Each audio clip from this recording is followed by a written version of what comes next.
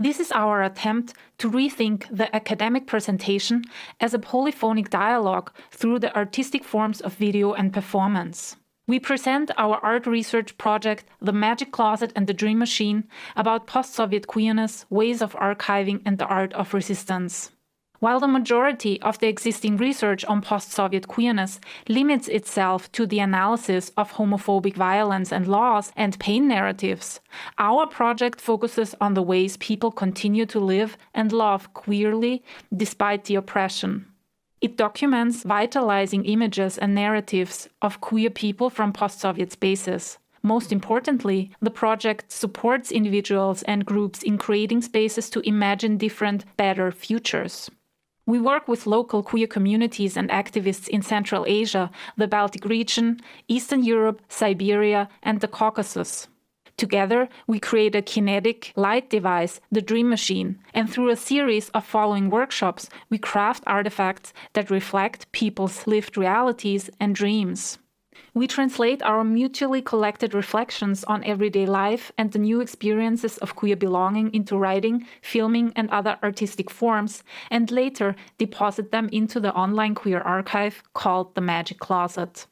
Today, we are taking the risk of presenting a method that has not yet been proven to be reliable. However, as cultural workers involved in emancipatory queer politics, shouldn't we sometimes queer the strict forms of academic labor, tinting them with a touch of play?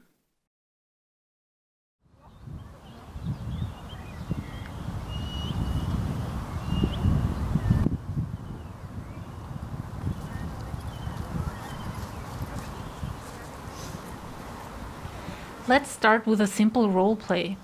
I play the Austrian queer feminist scholar. You, Tanya, a junior researcher new to the Western academia. You, Masha and Ruthie, in the double roles of interdisciplinary artists and researchers. We came up with this ambitious idea of an activist art-based research project focused on queer lives in 5 post-Soviet locations. After years of tedious work on our project concept, we now have to put the things we wrote into action. We have to walk into the field. Or take a boat. Or a plane. Or a tram, given the quarantine, distancing, curfew, and increasing state power. As a matter of fact, it's our first meeting in person since the lockdown, and we still have to keep a distance and wear masks. And since we are not allowed to travel, we can only study ourselves. Well, no surprise for us queers, no? Being unruly, being contagious, being a threat, self-examination. I guess it is time to rethink our politics, social practices, and understandings of ourselves. Yeah, rethinking the research, the in-person communication, the shoulder-to-shoulder collective work. How can we form solidarities with people from a distance? How can we assemble an archive of traces and artifacts of our queer lives under such circumstances? Hey guys, I think you're drifting away. Should we go back to our roleplay? Yeah. To start, I can be a Western European researcher who is planning to go to several post-Soviet locations to find out something about queer communities there.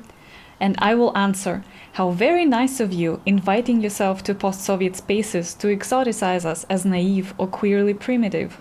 Yes, many Western LGBTI and queer theorists have taken trains, planes, and occasional boats to visit faraway people and make them more visible. Yeah, both of you are right. Unfortunately, much white Western LGBTI and queer theory builds on the premise that visibility is not only necessary for queer self-recognition, but also leads to a broader social acceptance of LGBTIQs. So what has art to do with all of this? I do agree that we have to search for theories that question visibility and allow us to see queer communities without exposing them. Don't you think it could be fruitful to weave together different fields, post-Soviet, post-socialist studies, the post-colonial and decolonial texts, and queer of color critique? Aren't we aiming a bit too high? Why not? To start, I propose that we orient ourselves toward Edouard Glissant's concept of opacity as a matrix of our theoretical framework, giving up the Western concepts of progress, transparency, and visibility. Good idea. Glissant criticizes the demand for transparency as the foundation of acceptance.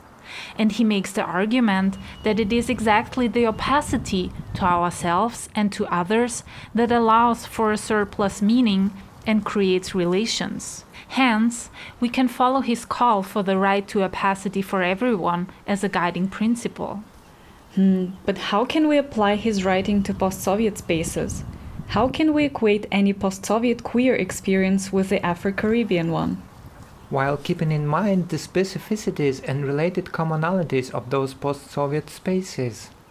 Then we would need to think post-Soviet space as a multiplicity, where each location has its own cultural, historical, and geographical contexts that local queer communities are embedded in. This is where the queer temporality of the post-socialist condition may come into play, the condition that unites the 5 completely different locations. The notions of errantry and archipelago that are so important for Glissant may acquire new meaning when we look at the vastness of the geography of the former USSR and recall Soviet-specific meaning of the word archipelago. Thinking of that, it's easy to go astray, but this is exactly what errantry implies, going without knowing exactly where to.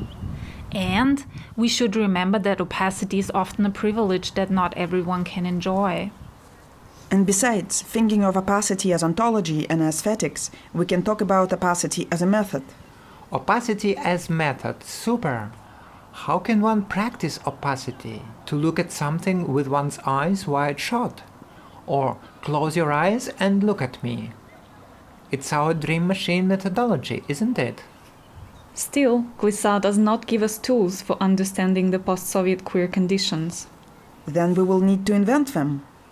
In this case, I would insist that we will have to think of opacity as multiplicity at each stage of the project, thinking of methods, working distantly with our partners, going to the places, engaging with queers, producing the artifacts and archiving them. I guess at each step the call for opacity will be different.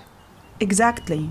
All these aspects of cultures, of people, and of landscapes, as well as our relations, have to be always addressed in thinking of opacity as a concept if we want to go beyond the Caribbean context. And I think it is useful to develop Glissant's concept of the other of thought in relation to post-Soviet queer subjectivity, the queer other of thought. I tend to think of queerness with Glissant as the other of thought, meaning that queerness is something different than thought or meaning or signification. Maybe it's a mode of living, a way of relating to each other. Through Glissant's poetics, the figure of post-socialist queer may look somewhat new. And I guess I come here with my favorite question again. Glissant also talks about aesthetics. His tool is writing, and the principal subject is literature. And ours? But there are different examples of implementing arts in the field of social research, aren't there? Yes, implementing arts, but not as a mere instrument for enriching research methods and expanding the researcher's scope of possibilities. Do you remember, Masha, our discussion about the Handbook of Art-Based Research? Oh, the one saying aesthetics can increase usefulness? It's a quote, by the way. I was too impressed to forget it. Yeah, I think usefulness and queerness are historically antagonistic terms.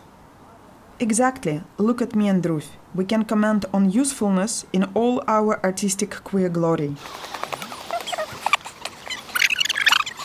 I would rather relate to the tradition of socially engaged and participatory art. In that case, the production of artifacts is not just the production of valuable objects or surplus cultural meaning, it's rather a modus operandi of queer relationality. Good point. We are thinking about artistic practice beyond the art market or art consumption. So we do position ourselves within the artistic field of participatory art. At the same time, following decolonial critique, we do approach art production with ethical questions and reflexivity. And we can rethink what post-Soviet queer is, and what being invisible or half-visible means, through Glissant's relationality and opacity. We turn the gay closet into the magic closet. The magic, the closet. Are we done? Can we have a drink now?